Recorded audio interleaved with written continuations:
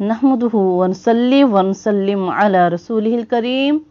अम्मा बाद, बिस्मिल्लाहिर रहमानिर रहीम। अस्सलामु अलैकुम व रहमतुल्लाहि व बरकातुहू।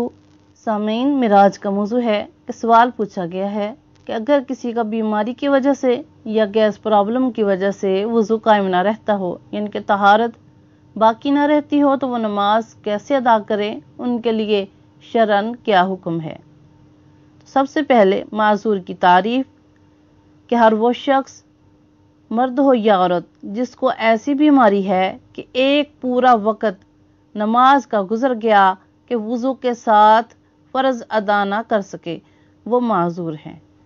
मसलन कि इस्तिहाज़ा की बीमारी में मुब्तला औरत, और वो जिसे पेशाब रोकने की ताकत ना रही हो, यानी कि कतरे की बीमारी, या दस्त या हवा का खारिज होना, या दायमी नक्सीर, या हर वक़्त रिसने वाला ज़ख्म जो ठहरता न हो, मसलन कि फोड़े या नसूर के हर वक़्त रतूबत का बहना, या दुखती आंख से पानी का गिरना, या कान, नाक, पस्तान से पानी निकलना, कि ये सब बीमारियां वज़ू को तोड़ने वाली हैं।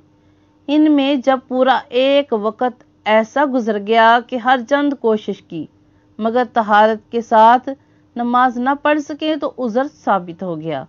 जब उज़र साबित हो गया तो जब तक हर नमाज के वक़्त में एक बार भी वो चीज़ पाई जाएगी तो माजूर ही रहेंगे। तो इनके लिए हुक्म ये है कि ऐसे लोग हर वक्ती नमाज के लिए वज़ू करें और उस वज़ू के साथ वक़्त के अंदर फ़राइज़ और नवाफिल में से जो चाहे पढ़ें। बस जब वक़्त गुजर जाएगा तो वज़ू बातिल हो जाएगा और इन्हें दूसरी नमाज के लिए नया वज़ू करना होगा। मसलन किसी ने असर की नमाज के लिए वज़ू किया था, सूरज डूबते ही वज़ू जाता रहा, इनके मगरिब की नमाज के लिए नया वज़ू करना होगा। अब मसला है कि इस्तिहाज़ा की बीमारी में मुब्तला औरत के जिसका इस्तिहाज़ा इस हद तक पहुंच गया कि उसको इतनी मोहलत नहीं मिलती कि वज़ू करके नमाज अदा कर सके, तो नमाज का पूरा एक वक़्त शुरू से आखिर तक गुजर जाने पर उसको माजूर ही कहा जाएगा। मगर यह है कि दूसरे वक़्त में, यानी कि दूसरी नमाज में उसे इतनी मोहलत मिलती है कि वज़ू करके नमाज पढ़ ले, मगर अब दूसरी नमाज में भी एक आध दफ़ा खून आ जाता है तो अब भी वो माजूर ही है। मसला है कि माजूर का वज़ू उस सबब से नहीं जाता जिसके सबब वो माजूर है। हाँ, अगर कोई दूसरी चीज़ वज़ू को तोड़ने वाली पाई गई तो वज़ू जाता रहा।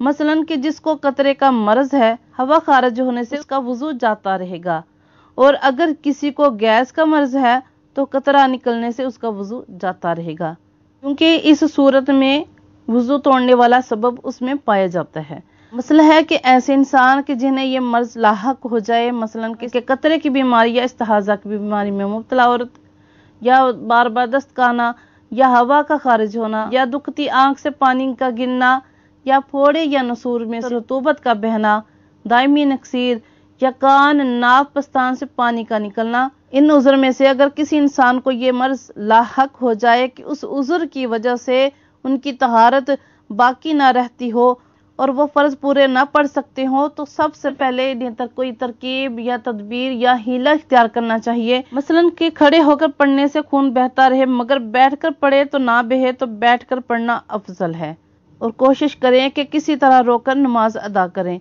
इनके लिए ये शरन इजाज़त है कि वक़्त में वज़ू कर लें और आखिर वक़्त तक जितनी नमाजें चाहें उस वज़ू से पढ़ें। इस बीमारी से उनका वज़ू नहीं जाता। आखिर में अल्लाह ताला से दुआ है कि अल्लाह ताला हम सबको सेहत तंदुरुस्ती अता फरमाए और सेहत तंदुरुस्ती के साथ 5 वक़्त की नमाज अदा करने वाला बनाए।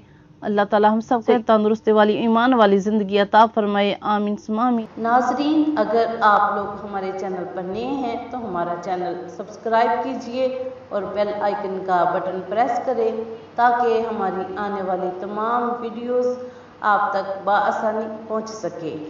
वीडियो पसंद आए तो लाइक और शेयर कीजिए। दुआ में याद रखिएगा। जज़ाकल्लाहु खैर।